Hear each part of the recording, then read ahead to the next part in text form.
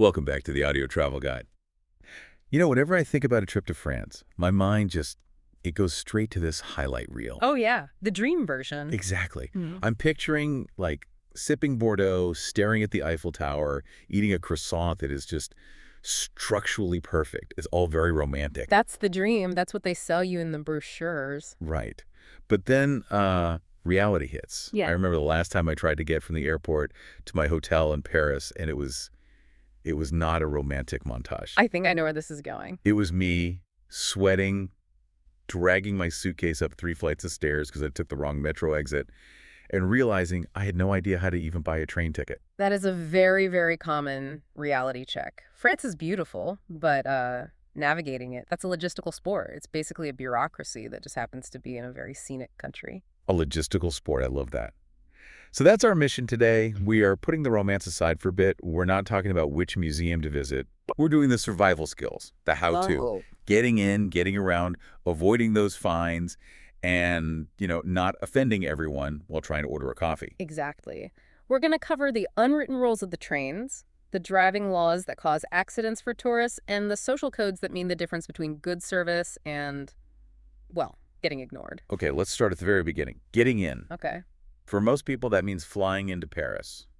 Now, I assume I just book a flight to Paris, land, and I'm good to go. You'd think so, but Paris on an airline ticket can be a very loose term. You've got 3 main options, and choosing the wrong one can really ruin your first day. Okay. The big one, the main international hub, is Charles de Gaulle, or CDG.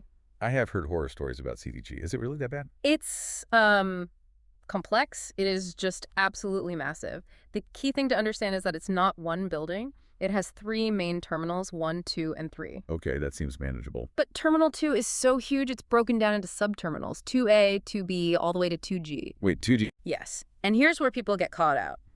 2G is basically a separate airport. It's a remote building. You can't walk to it. You have to take a bus. Oh, wow. So if you have a tight connection, say 50 minutes, and you land at 2A, but your next flight is from 2G, you're probably going to miss that flight. That is really good to know.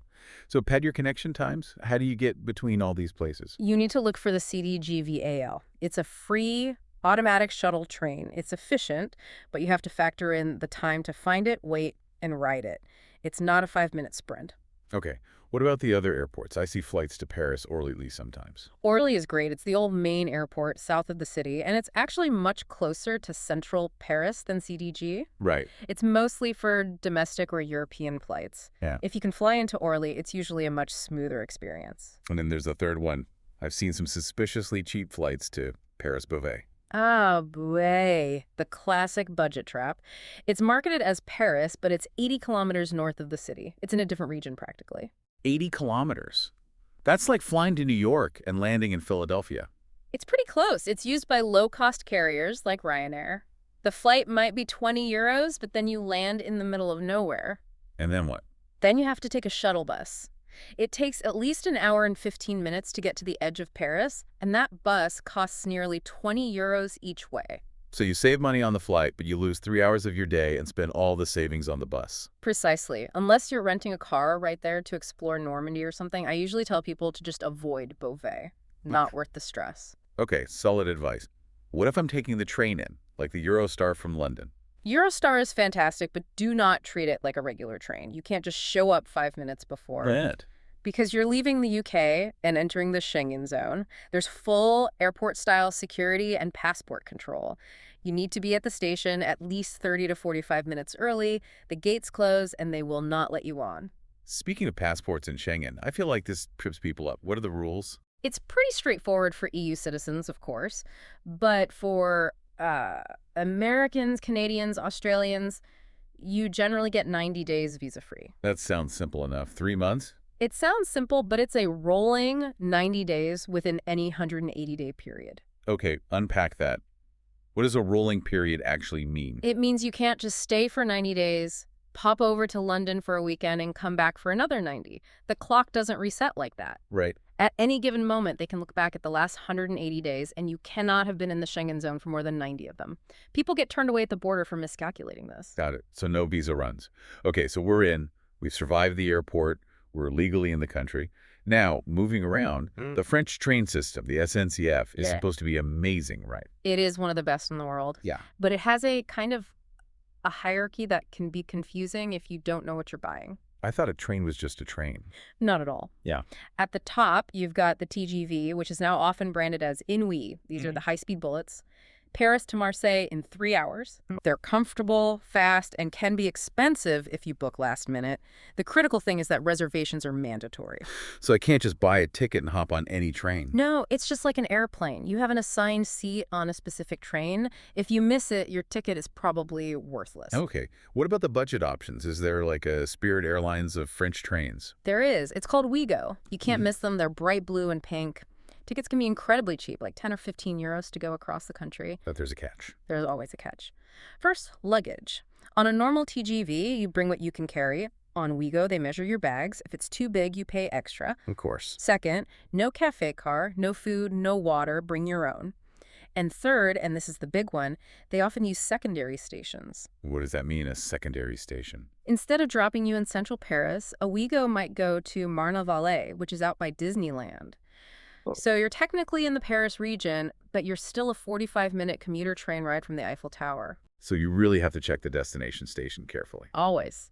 Then you have the TR trains. These are the slower regional ones connecting small towns. They're much more relaxed, no reservations needed. That sounds easier. It is, but there is one specific trap on these regional trains that catches tourists every single day. It's called validation. Validation. If you buy a paper ticket from a machine, it doesn't have a timestamp on it. Before you go to the platform, you have to find one of these little yellow machines and stick your ticket in it. They call it Compostage. You have to stamp your own ticket. What happens if I forget? I mean, I paid for it. It doesn't matter. If the conductor checks and it's not stamped, they assume you're trying to cheat the system, that you are going to use it again tomorrow. What's the penalty? It's a fine, usually about 50 euros. On the spot. I've seen tourists in tears arguing about it, but it's a hard and fast rule. That feels harsh for a confused tourist. It's very strict. So if you have a paper ticket, look for that yellow machine. If you have a digital ticket on your phone, you're fine. The app takes care of it. Okay, stick to the app. Got it. Let's talk about driving. I love the idea of a road trip through Provence, but driving in a foreign country is terrifying. What are the big rules? Driving in rural France is a joy, but there are rules that are completely counterintuitive, especially for Americans. The biggest one is priorité à droite, priority to the right. I've heard that phrase, but explain it simply. It sounds kind of vague. Okay. Imagine you're driving on a main road, going pretty fast. You see a tiny little side street coming in from your right. In most countries, that car has a stop sign, right? Right. I'm on the main road. I have the right of way. In France, the default rule is the car coming from the right has the right of way, unless there's a specific sign telling you otherwise. Even if they're coming from a dirt track and you're on a boulevard, you have to brake and let them pull out in front of you. Wait, seriously, that sounds like a recipe for a crash. I just have to stop for anyone who pops out from a side street. If there's no sign indicating you have priority, yes. This is why you have to be so vigilant in small towns. If you hit a car that came from your right, it's automatically your fault. That is genuinely terrifying. Yeah. What about other drivers? They're assertive. And there's a language of headlights. In the US, a flash of the headlights usually means, go ahead, I'll wait for you. Yeah, a polite gesture. In France, it is the exact opposite. A flash means, I am coming through, get out of my way. Oh my God. So if I think they're letting me go and they think they're warning me they're speeded up. Crash, exactly. Do not interpret flashing lights as an invitation. Okay, maybe no driving. What about in the cities? Just don't, especially Paris. The ring road, the périphérique, is like a gladiator arena. It's chaos. Park on the outskirts, take the train in. Okay. Also, many cities now have low-emission zones. You need a sticker on your windshield, a critère vignette. If you don't have one or your car is too old, you can get a hefty fine just for driving into the city during the day. Right, public transport it is. Let's switch to something happier. Food. The whole point of going to France. But I feel like I always spend way more than I plan. That's easy to do, but it's also easy to fix. The biggest mistake travelers make is having their big meal at dinner. But dinner's the romantic meal. It is, but it's also the expensive one. In France, the absolute best value is always at lunch, le midi. Look for the menu or the formule. It's a fixed price set. Like a lunch special. Exactly.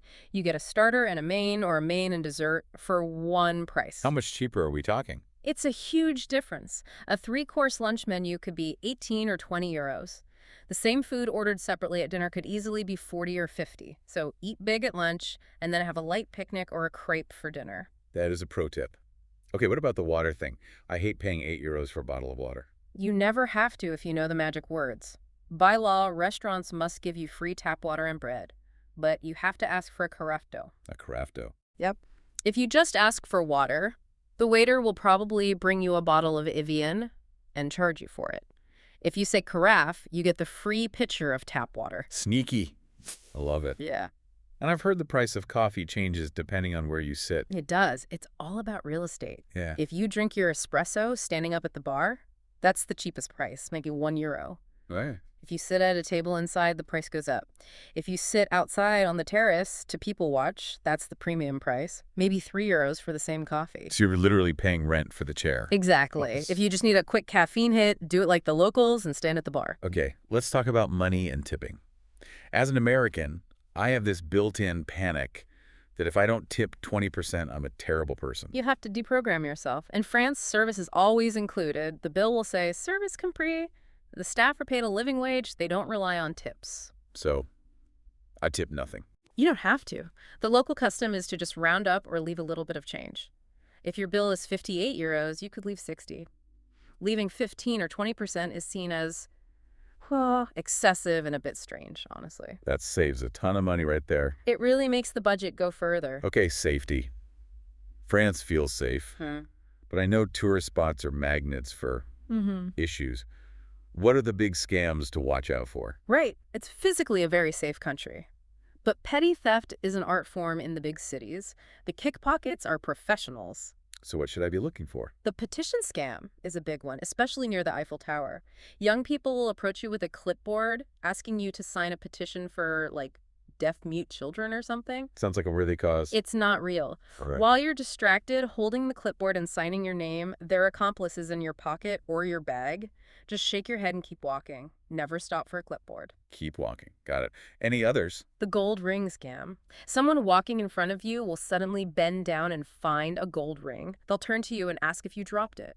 And I say no. Right. Then they insist you take it for good luck. They put it in your hand. And then they ask for some money for a coffee or for their good deed.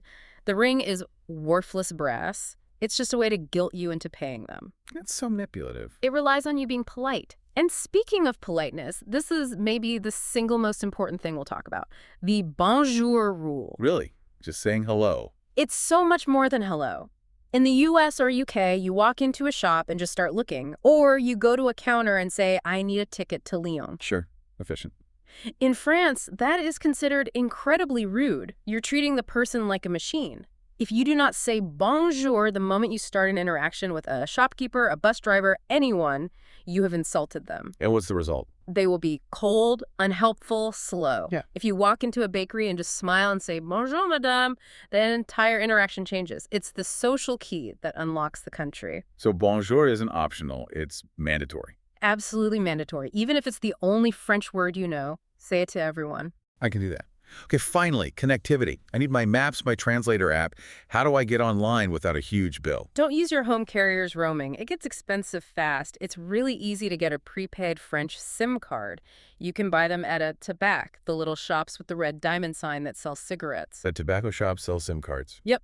Or any supermarket. Look for providers like Orange, SFR, or Free. You can get a ton of data for like 20 euros for a month. It's super easy. And what about electricity? Plugs and stuff? France uses the standard European 2-pin plug, Type E. The voltage is 220. Your phone charger and laptop are almost certainly dual voltage look for 110 240V in the tiny print. You'll just need a cheap plastic adapter for the pin shape. But not my hairdryer from home. Definitely not. High-power things like hairdryers will fry instantly. They might even blow a fuse in the hotel. Leave it at home or buy a cheap one there. Okay, that is a lot of logistics, but I actually feel like I understand how the machine works now. It's not just go to Paris and hope for the best. Exactly. France rewards preparation.